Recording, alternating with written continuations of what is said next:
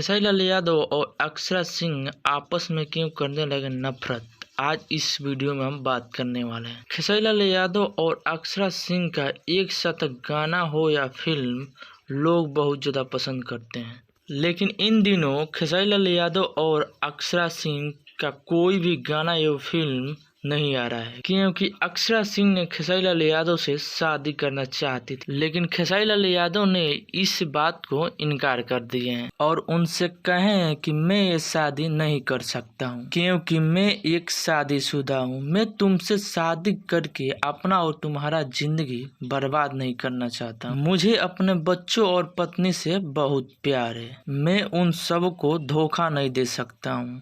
खेसारी लाल यादव ने अक्षरा सिंह को बहुत समझाया और बोले कि तुमको ऐसी बात बोलने में शर्म नहीं आई। मैं आज जो भी हूँ अपनी पत्नी के बदौलत से हूँ। मेरी पत्नी ने मेरे हर मुश्किल वक्त में साथ दिया है और उसने मेरी बहुत सपोर्ट भी किया है, इसलिए मैं उन्हें कभी धोखा नहीं दे सकता हूँ।